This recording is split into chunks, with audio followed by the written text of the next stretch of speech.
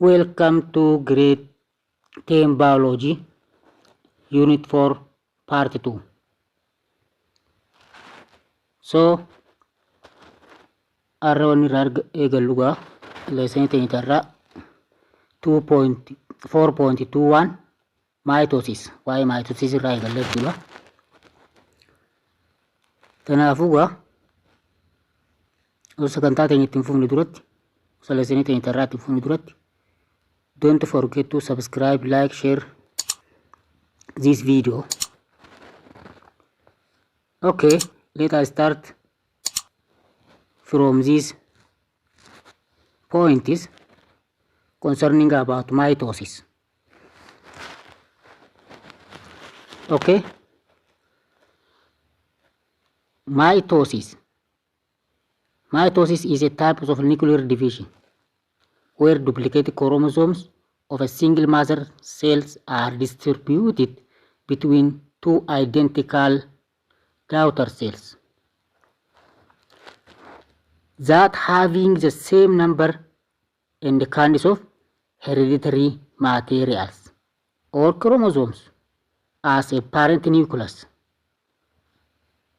Hanachuudha mitosis gosa hiramiinsa seelidhaa yoo ta'u akkasumas gosa hiramiinsa niikulasii seelotaa yoo ta'u akkasumas kromozoomiin duplikeette yookaan kromozoomiin dabilte kun kan single mother'idha. Single mother jennuun seeliin irraa uumamu deemu kana jechuudha. Mother cell distributed among two daughter cells. Seeliin maazarii takka seelii daughter seelii lama tartiiba taatu jechuudha. Seelii lamaan tana jechuudha waliif adda murree samboo seelii lamaan tun immoo ilmoon seelotaa lamaan tun two daughter cells, two identical daughter cells teennuun tana jechuudha.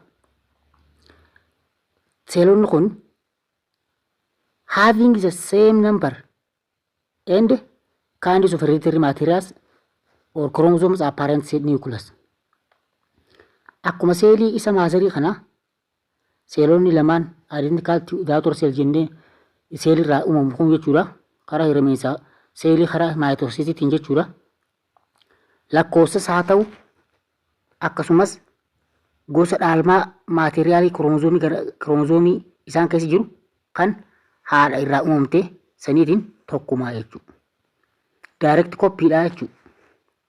Okay, as a result diploid 2N mother cell gives rise to two diploid 2N identical daughter cell. Lakkoofsi diploidiin 2N kun asitti jechuudha maazarii tana 2N qabdi. Tunis 2N jechuudha. Daughter cellsiin tokkoffaanis daughter cellsiin lamaffaanis bifa kanaan akka 2N jechuudha. 2N number of chromosome diploid kun isaan hunda keessa 2N taate bifa saniin adeemsa hiramiinsa seeliiti jechuudha. Haala kanaan jechuudha. Lakkoofsaa fi lakkoofsa kromozoomiidha. Akkasumas caasaaleen amaloota kaaraakterii biraatis kan maazariitiin tokko jechuudha. Equal amount of or the same number of chromosome ta'uu isaati jechuudha. Okay. Okay. This is a figure as illustrated in figure 4.2 from cytokines or cytoplasmic division. Mitosis as a nuclear division. Look, mitosis as a nuclear division or karyokinase is divided into a series of phases, namely prophase, metaphase, anaphase, and telophase. Adeemsi hiramiinsa nuclear division kan mitosisdhaan gaggeeffamu kun feesota garaagaraatti hirama jechuun immoo baqqaana garaagaraatti hirama. Fakkeenyaaf piroofeesii meetaafeesii, anaafeesii fi teeloofeesii jee bakka afran kanatti qoodamaa jiru tartiibni hirmaansa seelota karaa maayitoosiitiin deemu kun jechuudha. Okay, look asirratti gaa maazer seel kan kun seeliin irraa uumamu deemu jechuudha karaa maayitoosiitiin. Fakkeenya maazer seeliin tun tanoo taate jalqabarratti piroofeesii irratti kana fakkaata jechuudha. Seeliin karaa maayitoosiitiin adda ba'uu deemu kun piroofeesii keessatti kana fakkaata. Meetaafeesii keessatti immoo bifa kana yoo fakkaatu. Anaafeesii keessatti isa kana yoo fakkaatu. Teeloofeesii keessatti immoo kana fakkaata. Dhumarratti saayitokaayinis adeemsa adda muroominsa saayitopilaazmii orgaanizimoota dhumarratti kana fakkaata jechuudha. So kana fakkaata jechuudha. Fakkuma irraa adda namaa ba'a jechuudha. Fakkuma tan irraa adda ba'a jechuudha. Okay. Okay. Adeemsota yookaan keeffeessota armaan gadii kana tokko tokko yoo ilaallu fakkeenyaaf piroofeesii irraa yoo jalqabne piroofees the first phase feesii jalqabaate jechuudha.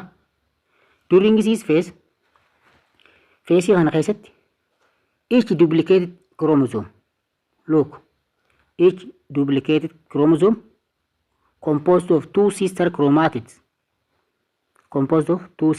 chromatids and containing identical genetic material pairs up. Feesii kana keessatti piroofeesii keessatti maal ta'a? Kiroomozoomii duplikeet ta'a. Akkasumas two sister chromatiksiin ni uumamti yookaan oomishamte jechuudha. Akkasumas identical genetic material pair up ni qindoomaa yookaan qindii ta'a.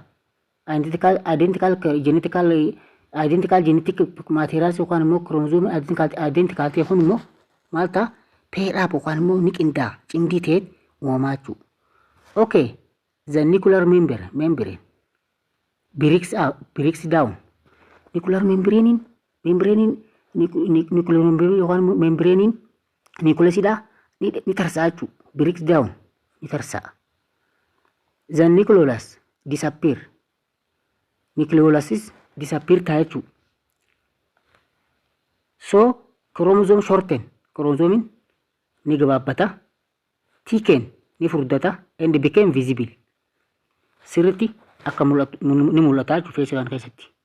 Okay, the centrosome begin to move to opposite pole of the cell. Centromersi yookaan immoo centrosomiin maal eegala? Kaabaa kibbatti socho'uu yookaan deemuu eegalaa jechuudha. And spindle fiber haalli spindle fiber jedhamu kunis emerge ta'an yookaan ni uumama jechuudha. From centrosome or two in one number and located outside the nucleus. Nucleusin ala jiraata. Akkasumas eessarraa centrosome kanarraa emerge ta'a jechuudha. So kana fakkaataa haala kanaanii kana jechuudha. Mitotic spindle microtubules kana jechuudha haanni spindle fiber jedhamu kun jechuudha. Centromeric region as jechuudha. Bakki centromeric region bakka tana jechuudha. Centrosomiin jechuudha. Kinetochore tunis bakka itti luqunnama haadaa fi wanni jechuudha. Haadaa fi sister chromatidiiti. Okay. Gabaabumatti sister chromatids kan kun sister chromatids kan kun isaan lamaan kana jechuudha. Takka tumsi one sister is also one sister. Two sister chromatids uumame jechuudha asirratti. Haala kanaan walitti dhufanii haada walitti hidhamanii jiran jechuudha. So when we come to other two phase, metaphase keessa yoo dhufnu immoo arrangement phase jennaan yoo feene karaa biraatiin metaphase jechuun kun arrangement phase deemee yaamuu danda'ama jechuudha. During this phase kana keessatti mitotic spindles are fully developed. Mitotic spindle fibersin salphatti yookaan immoo sirriitti guddatee jiraachuudha. Haalaan keessatti with centrosome as opposite pole. Centrosome yookaan centriolii kaabaaf kibbatti uumamtee jirtu wajji spindle fiberin walitti hidhamee fully developed yookaan ijaaramee jiraachuu feesii kana keessatti. So chromosomes line up. Chromosomiin tartiiba qabata yookaan sarara qabata jechuudha. Hiriira seenii sarara qabata tartiiba qabatee arrange themselves if sirreessa jechuudha. Tartiiba qabatee maal irratti garaa walqixa niikulas irratti garaa walqixa seelii metaafeesiin hiramu deemu kan irratti jechuudha. End to end along the center of the metaphase. Look, dhumatti seentarii yookaan immoo walakkaa metaphase pileetii keessatti walitti qabamee tartiiba galee sirtarree galee taa'uu isaati jechuudha.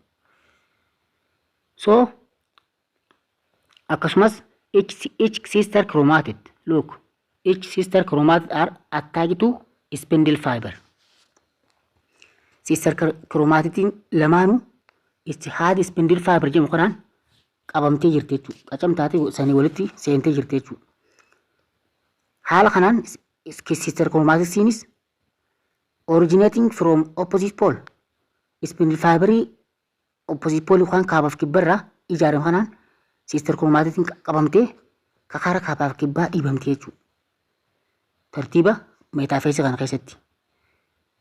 So inni tartiibni sadaffaa immoo anaafeesidha. Anaafees. Migrating phase jechuu dandeenya. Anaafees irratti migrating phase. Maaliif maateriyaaliin metaafees irratti walitti qabaman kun kaabaaf kibbatti migireetu yookaan immoo bakka kaabaaf kibbatti socho'uu isaaniiti jechuudha. Okay, during this phase,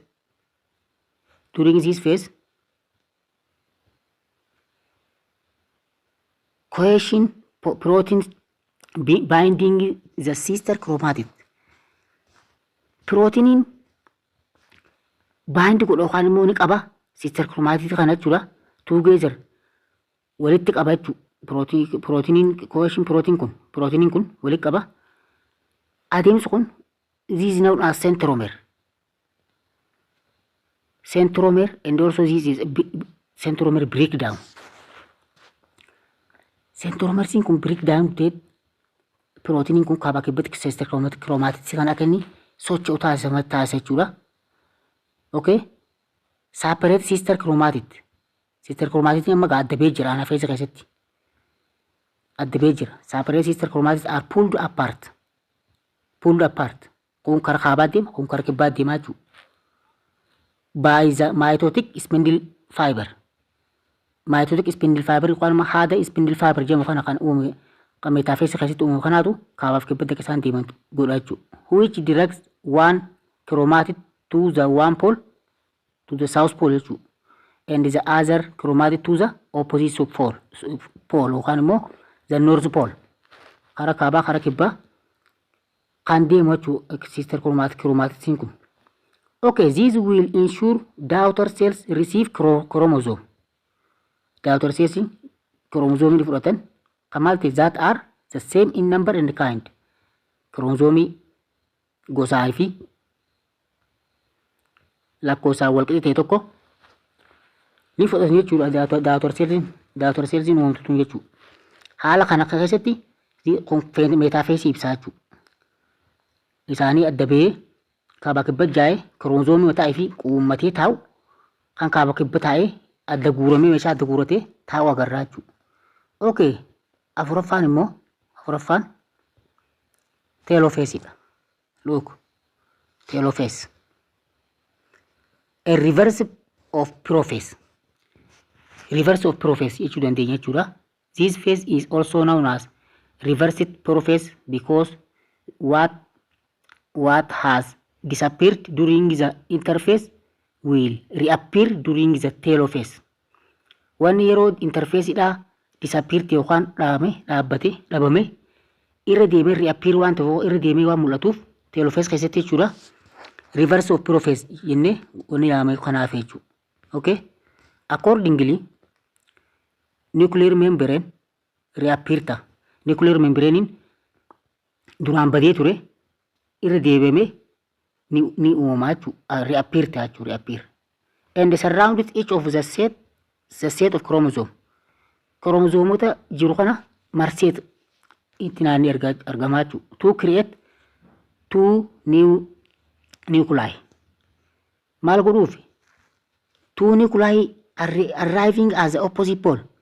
Tokko tokko nuclei yookaan immoo seelii nucleusii haaraya kan kaabaaf kibbatti duraanuu adda guuramee jiru san akka inni wanni godhachuu akka uumuuf kiroomosoomii kun reappear taachuu nucleusiin kun nuclear membrane kun new nuclei yookaan immoo nucleusii seelii haarawaa kana itti marsee akka inni if dandeessee uumamtuuf akka godha jechuudha haala kana keessatti jechuudha. Akkasumas maal seete the mitotic spindle breaks down and disappear. Spindle fiberin duraan kaabaaf kibbatti isaan guurti sun jidduu dhabamti jechuudha waan tana. Kophatti guurti waan taateef kophatti guurti waan jirtuuf maal taati? Adda fagaateetti break down taatee ammas maal taati? Disappear. Spindle fiberin ni dhabamaa jechuudha. Okay? Okay. San booda egaa teeloofees keessatti maaltu ta'an? Cytokines. Muramiinsi cytoplasmii nucleusiiti jechuudha. Seelotaati. Cytokines ifa teeloofeesiin bifa kanaan xumuramte booda cytokines ta'an jechuudha.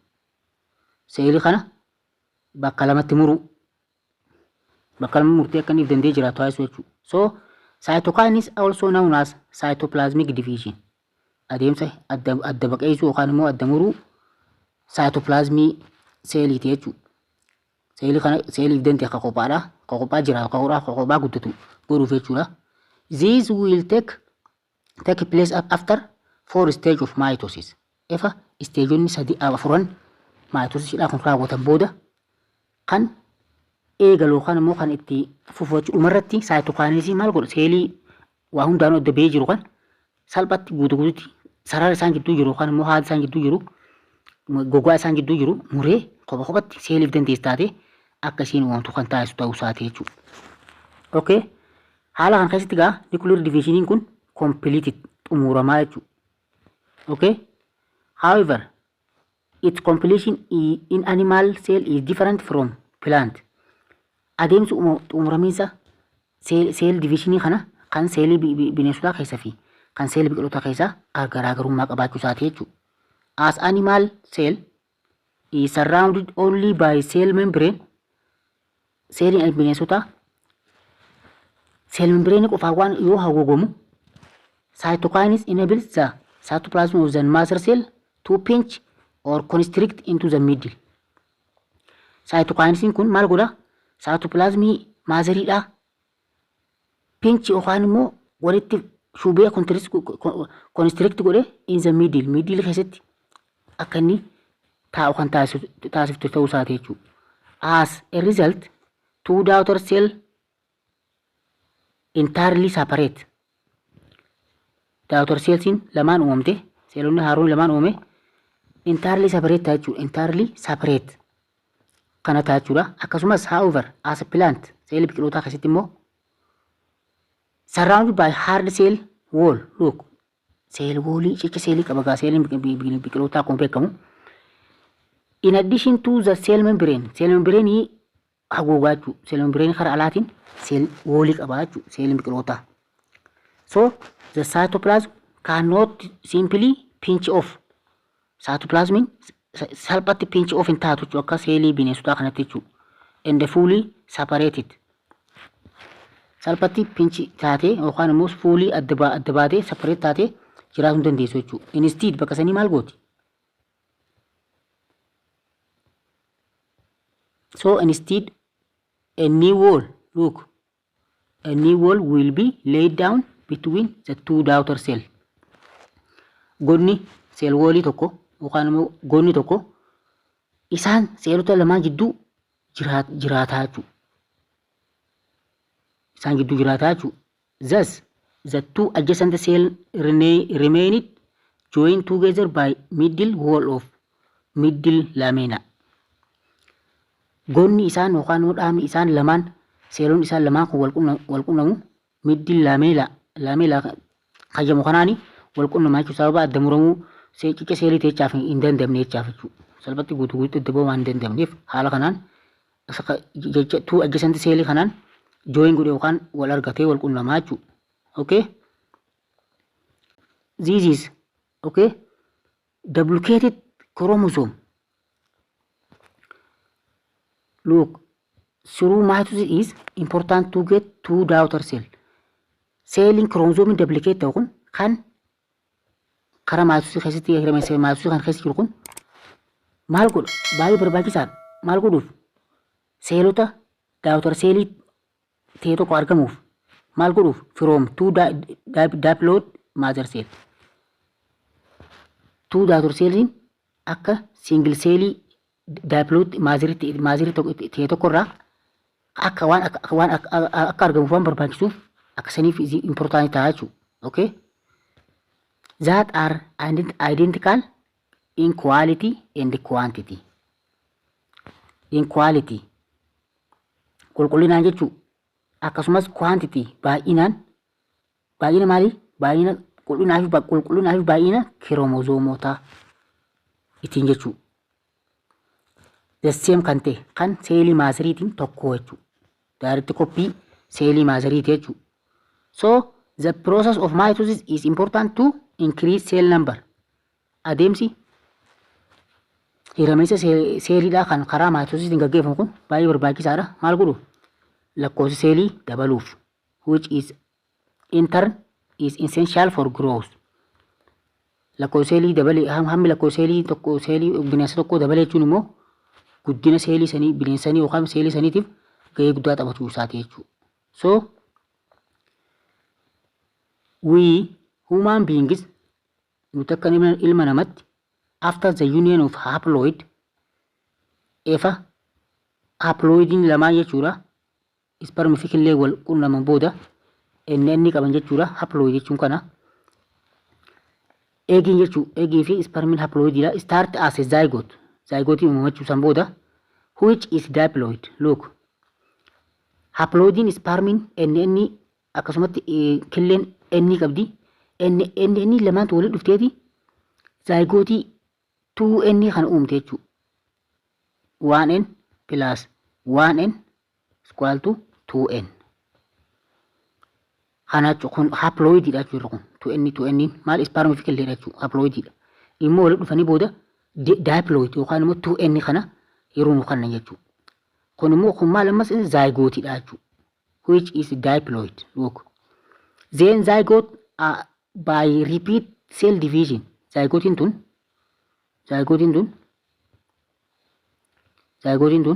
by repeated cell division. Cell division it irra deebi'amee hiramuun seelii hiraman seelii irra deebiitiin through mitosis karaa mitosisiin gaggeeffamuun develop into multicellular organism. Look, zygotiin haploid irraa uumamte ta'an diploid taatun irra deddeebi'amee cell division yookaan hirmaannaa seelaa kan hiramee seelaa yeroo gaggeeffamu karaa mitosisiitiin karaa guddatti karaa organismii seelii baay'eetti guddatti jechuudha. Seeliin organismii seelii baay'eedha. Karaa kanaan multiple godhee guddataa jechuudha. This is how we human beings are made up of million cells. Haala kanarraa ka'ee seeliin dhala namaa yookaan ilma namaa seelii miliyoonaan lakkaa'amu ta'ee qaama namaa kan ijaare ta'uu isaati jechuudha. Okay? So cells have a finite lifespan. Seelonni umrii murtootii taate qaban jechuudha. Lifespan. They wear out or became damaged. Umriin isaanii yeroo geessitti ni dudu'an yookaan ni dadhaban yookaan ni miidhaman jechuudha. So they need to be replaced. Bakka bu'amuu barbaachisaa jechuudha. Seelonni qaamaa kamiyyuu yeroo umrii hagi isaanii murtootii jira. San immoo yeroo fixan booda seelii haaraan bakka bu'uun dirqama ta'a jechuudha. Seelii haaraan bakka bu'uuf immoo karaa mitosisiitiin hiramuu barbaachisaa ta'a jechuudha. So the process of growth, repairing of tissue and replacement of dead cells bakka bu'uu seelii du'e bakka buusuu all rely on cell division through mitosis. Kun hundi karaa hiraminsa seelii karaa mitosisiitiin gaggeeffamuuni bakka bu'amaa jechuudha. Seeliin dudu'e akkasuma guddinaaf haa ta'u repair haaromsuu jechuudha. Seerii bakka haaraa seerii moofaa seerii haaraan bakka buusuu repair jechuudha. Replacement jechuun immoo seerii du'e seelii haaraan bakka buusuu jechuudha. Kun hundi karaa maayitoosiitiin gaggeeffamuu isaati jechuudha. Okay, unicellular organisms like amoeba. If akkana jenne organism seelii baay'ee irra keessatti koo if akkana jenne organism seelii qeenxa keessatti hoo kanneen akka amoeba kana keessatti also use cell division. Cell division hin gaggeeffama through mitosis karaa mitosis hin gaggeeffama to increase what their number of or population. Karaa mitosis kana keessatti karaa amoeba kana keessatti isaan seel qeenxa dhagaa seelii takka qofaraa ijaaraman jechuudha kuni microorganismoonni kun. Karaa cell division ti yeroo seeliin isaanii hiramu akka keenya seelii miiliyoona lakkaa'amu oomishuu sun taane maal godhan? Fakkeenyaaf amoebaan kun seelii takka seeliin kun gisee hirame seelii amoebaadhaan heddummeessaa jechuudha. Seelii amoebaa kun immoo population yookaan hawaasa amoebaadhaa kana heddummeessaa jechuudha. Maaliif seelii takka waan ta'eef seeliin takka hiramee laman ta'u seelum takkiisantu hiramee lakkoofsa bakteeriyaa yookaan lakkoofsa amoebaadhaa san heddummeessaa jechuudha.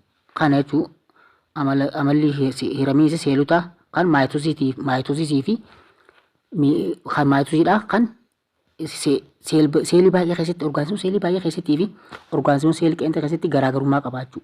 Orgaanizimii seelii baay'ee keessatti tishuuleen qaama keenyaa maashaaleen qaama keenyaa kamiyyuu karaa kanaan hiramaniiti karaa maayitoosisiitiin hiramaniiti kan nu heddummaatan kan bakka nu bu'an jechuudha. Garuu seelii qeenxa keessatti amoebaan seelii qeenxidhaa kun yoo adda hirame amoebaa abba lama ta'a. Amoebaa lamaan sun afur ta'a. Afuran sun 8 akkasumas deemaa jechuudha. Lakkoofsa population saniitu heddummaata malee seeliin hin heddummaatu jechuudha seelii qeenxa keessatti. So kana fakkaata aga yeroo biraatiin walitti deemnutti egaa jiraadha.